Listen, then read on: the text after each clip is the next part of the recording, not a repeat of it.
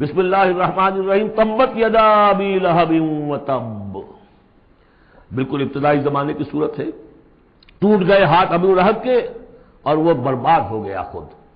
واقعہ یہ ہے کہ جب حضور کو پر وہ آیت نازل ہوئی جو ہم نے پڑھی ہے سورہ ہجر میں، فاصدع بما تؤمر، پہلے 3 سال تک آپ نے دعوت جو دی ہے وہ لو کی، جسے ہم کہیں گے.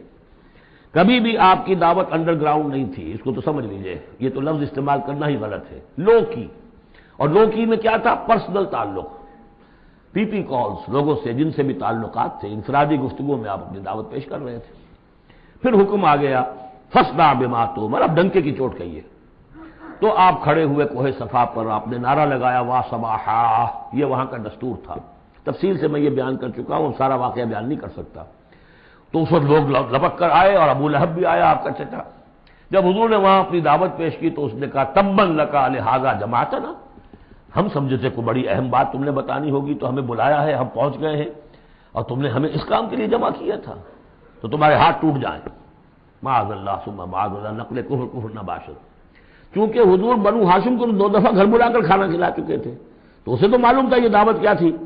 لیکن یہ جو طریقہ آپ نے اختیار کیا تھا وہ تھا جیسا کہ وہاں پر عام الارم کے طور پر ہوتا تھا کہ کوئی فوج کی خبر آئے، کوئی فوج حملہ آور ہونے والی ہے، تو جس شخص کے پاس بھی وہ خبر پہنچ جاتی تھی وہ کپڑے اتار کے معذر ذات برہنہ ہو کر کسی اونچے مقام پر کھڑا ہو کر نعرہ مارتا تھا وا صباحا، ہائے وہ صبح جو آنے والی ہے، غارت گری والی صبح. تب لوگ سب دوڑتے تھے، جہاں تک آواز پہنچ گئی، جہاں تک نگاہ دیکھ رہی ہے کہ ننگا کھڑا ہوا ہے ایک آدمی اونچائی کے اوپر، دوڑتے تھے لوگ کہ کیا خبر ہے اس کے پاس. حضور معاذ اللہ ننگے ہونے کا کوئی سوال نہیں تھا، لیکن آپ نے آدھی بات ان کی اختیار کر لی جس کے اندر کوئی قباحت نہیں ہے کہ آپ کھڑے ہوئے اور آپ نے وا صباحا کا نعرہ لگایا. وہ صبح قیامت کی خبر دے رہے ہیں، وہ خبر دیتے تھے جو صبح ہوتی تھی غارت گری کی، دشمن آ کر حملہ کرے گا، لیکن وہ بھی تو صبح قیامت ہے. بات کوئی تو ہنسی کی نکلے، خندہ صبح قیامت ہی صحیح، صبح قیامت بھی تو ہے نا آخر. تو اس نے کہا آپ تمہارے ہاتھ ٹوٹ جائیں، تم نے اس کام کے لیے بلایا تھا. تو فرمایا تبت یدا ابی لہب وتب، اے نبی جیسے آپ کے دشمن جنہوں نے آپ کو کہا کہ اس کی تو دم ہی کٹ گئی، وہ ہوں گے جن کی دمیں کٹ جائیں گی، جن کا نام لیوا کوئی نہیں رہے گا. اسی طریقے سے جس نے کہا ہے کہ آپ کے ہاتھ ٹوٹ جائیں، ہاتھ اس کے ٹوٹ گئے. یہ تو چند سال کے بعد کی بات ہے، لیکن حقیقت میں عالم غیب میں تو اس کے ہاتھ کٹ چکے ہیں، وہ تب اور وہ برباد ہو چکا ہے. اغنی عنہ مالہ وما کسب، کچھ کام نہیں آئے گی اس کا، نہ اس کا یہ مال اور نہ وہ کمائی جو اس نے کی ہے ساری عمر اور جمع کیا ہے. سیصلی نارا ذات لہب، وہ جھونکا جائے گا آگ میں جو بھڑکتی ہوئی آگ ہے. اور لہب کا لفظ جو ہے اس کے اپنے نام میں بھی شامل تھا، یہ صنعت لفظی کہلائے گی ابو لہب، کیونکہ وہ بہت ہی سرخ و سفید رنگت کا، بہت جیسے کہ انگارے جیسا اس کا رنگ تھا، اور آنکھیں بھی بڑی بڑی تھی، نہایت حسین و جمیل انسان تھا. اور اس کی بیوی بھی جمیل تھی، بہت ہی خوبصورت عورت تھی. اور یہ دونوں جو ہے یہ سمجھیے کہ بڑی ایلیٹ کلاس تھی اس معاشرے کی. اس کے پاس منصب تھا، یہ خزانہ، وزیر خزانہ تھا حرم کا.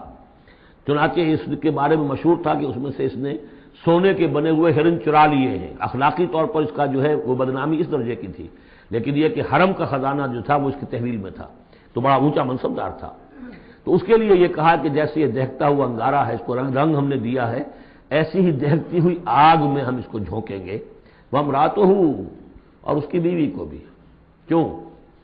یہ بھی اتنی ہی دشمن تھی حضور کی جتنا کہ ابو لہب دشمن تھا حضور کا. بلکہ یہ کہنا مشکل ہے کہ بیوی زیادہ دشمن تھی یا یہ کہ یہ شوہر زیادہ دشمن تھا، دونوں.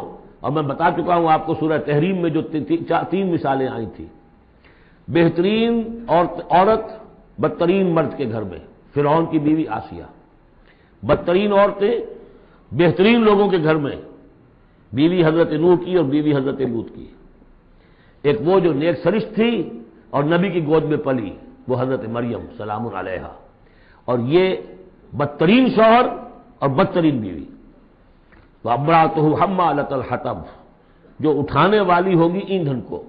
عام طور پر لوگ سمجھتے ہیں کہ وہ بخیل تھی، وہ ایندھن لے کے آیا کرتی تھی. یہ بات نہیں تھی، وہ بڑی اس معاشرے کی جو ہے وہ بڑی، جس کو آپ فرسٹ لیڈی کہتے ہیں، اس طرح کی خاتون تھی. اصل مطلب یہ ہے کہ یہ اس وقت جو حرکتیں کر رہی ہے یہ اپنے شوہر کے آگ کے گڑھے کو اور بھڑکانے کے لیے ایندھن لا رہی ہے.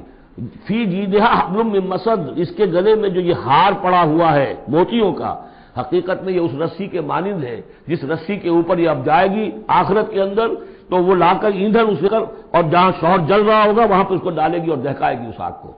یہ ہے مراد اس سے کہ در حقیقت وہ اٹھائے گی وہاں حطب لکڑیاں اور فی جیدہا حبل من مسد، اس کے گلے کے اندر یہ جو ہار ہے یہی اس کی رسی بن جائے گا. صدق اللہ العظیم.